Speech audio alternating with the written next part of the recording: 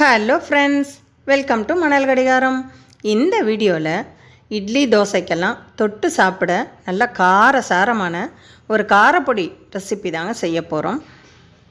இந்த மாதிரி காரப்பொடி அரைச்சி நல்ல ஒரு ஏர்டைட்டான பாட்டிலில் ஸ்டோர் பண்ணி எடுத்து வச்சுட்டா 2 மாதம் ஆனால் கூட கெட்டு போகாது.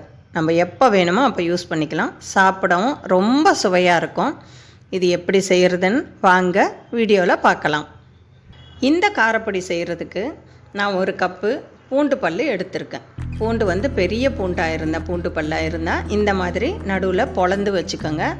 சின்ன பூண்டு பல்லாக இருந்தால் இந்த மாதிரி பொளந்து வைக்க வேணாம், அப்படியே வச்சிடலாம்.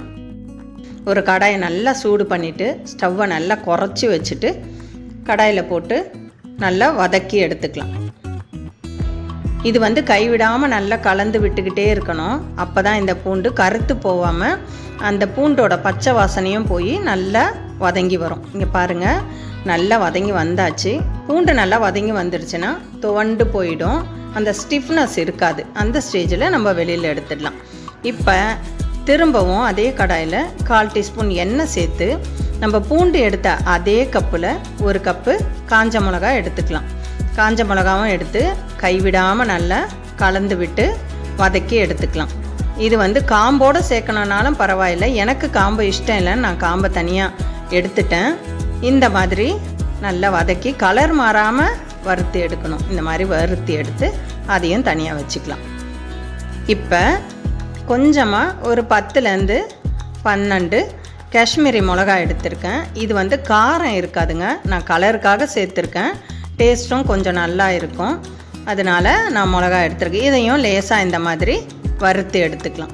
இந்த 1/4 டீஸ்பூன் எண்ணெய் ஊற்றினா மட்டும் போதுங்க, அதுவும் மிளகாக்கு மட்டும். வேறு எண்ணெய் எதுக்கும் சேர்க்க தேவையில்லை. இப்போ இதையும் தனியாக எடுத்து வச்சுக்கலாம். இப்போ அதே கடாயில் இந்த காரப்பொடிக்கு தேவையான உப்பு சேர்க்க போகிறோம். அந்த உப்பை அப்படியே சேர்க்க வேணாம், இந்த மாதிரி போட்டு லேசாக வறுத்து எடுத்துக்கலாம். அப்போ தான் உப்பில் உள்ள ஈரப்பதம்லாம் போகும். பாருங்கள், உப்பை பொரிய விடாமல் நல்லா லேசாக இந்த மாதிரி வறுத்து எடுத்துக்கலாம். எடுத்து இந்த உப்பையும் எடுத்து தனியாக ஒரு கிண்ணத்தில் வச்சுக்கலாம்.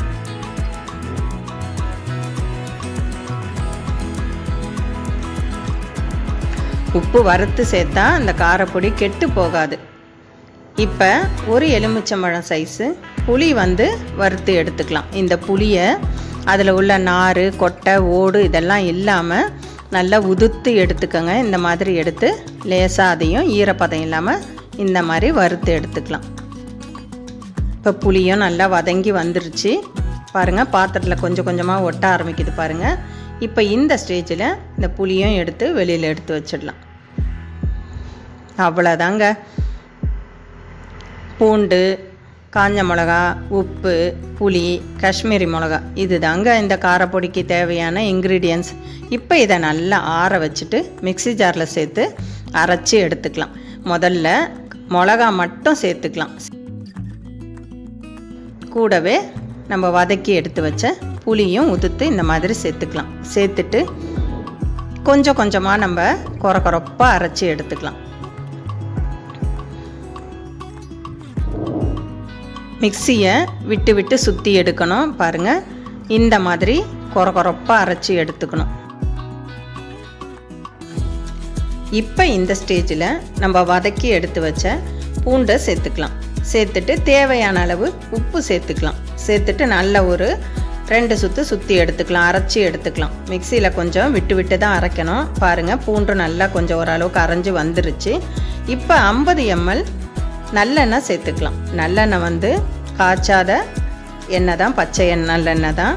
இப்போ இந்த எண்ணெயை ஃபுல்லாகவே 50 மில்லி அப்படியே சேர்த்துட்டு நல்லா ஒரு 2 சுற்று சுற்றி அரைச்சி எடுத்துக்கலாம். அவ்வளோதாங்க. இதுக்கு மேலே அரைக்க வேணாம், ரொம்ப அரைச்சா குழன்னு வந்துடும். இந்த மாதிரி கொரப்பாக இருக்கணும். பாருங்கள், பார்க்கும் போதே எவ்வளோ நல்லா இருக்குது பாருங்கள். இந்த மாதிரி அரைச்சதும் ஒரு கிண்ணத்தில் மாற்றி வச்சுக்கலாம். இப்போ திரும்பவும் ஒரு 50 ml நல்லெண்ணெய் எடுத்து அதில் பாதி சேர்த்துக்கலாம். சேர்த்துட்டு கூடவே ஒரு 1/2 டீஸ்பூன் துருகின வெல்லம் சேர்த்துக்கலாம். காரம், புளிப்பு, உப்பு எல்லாம் இருக்குல்ல, இப்போ இந்த வெல்லம் சேர்க்கும் போது இனிப்பு சுவையும் சேர்ந்து ரொம்ப நல்லாயிருக்கும். ரொம்ப வெல்லம் சேர்க்காதீங்க, லைட்டாக சேர்த்துட்டு நல்லா கலந்து விட்டுட்டு திரும்பவும் மீதமுள்ள பாதி எண்ணெயும் சேர்த்துக்கலாம். இப்போ இதெல்லாம் சேர்த்து நல்லா ஒன்று சேர்ந்து வர மாதிரி நல்லா கலந்து விட்டுக்கலாம். மொத்தம் 100 ml எண்ணெய் சேர்த்துருக்கோம். எண்ணெய் காய்ச்சக்கூடாது. பாருங்கள், காரப்பொடி டெக்ஸ்சரே எவ்வளோ சூப்பராக இருக்குது பாருங்கள். இப்போ இதை ஒரு ஏர்டைட்டான பாட்டிலில் ஸ்டோர் பண்ணி எடுத்து வச்சுக்கலாம். இது 2 மாதம் ஆனால் கூட கெட்டு போகாதுங்க. வெளியிலேயே வச்சு யூஸ் பண்ணிக்கலாம். கண்டிப்பாக நீங்களும் ஒரு முறை ட்ரை பண்ணி பாருங்கள். இது இட்லி தோசைக்கு மட்டும் இல்லைங்க, சாம்பார் சோறு, ரசம் சோறு, தயிர் சோறுக்கெல்லாம் ரொம்ப சூப்பராக இருக்கும். நம்ம எவ்வளோ சாப்பிட்றோன்னு நமக்கே தெரியாது. நாங்கள் சாப்பிட்டு பார்த்தோம், ரொம்ப அட்டகாசமாக இருந்தது. நீங்களும் கண்டிப்பாக இதே மாதிரி ஒரு முறை செஞ்சு பார்த்துட்டு எப்படி இருக்குன்னு உங்களோட கருத்துக்களை கமெண்ட்ஸில் தெரிவிங்க. வீடியோவை லைக் பண்ணுங்கள், ஷேர் பண்ணுங்கள், சப்ஸ்கிரைப் பண்ணுங்கள். மறக்காமல் பக்கத்தில் உள்ள பெல் ஐக்கனையும் கிளிக் பண்ணிக்கோங்க. மற்றும் ஒரு வீடியோவில் சந்திக்கலாம். நன்றி, வணக்கம்.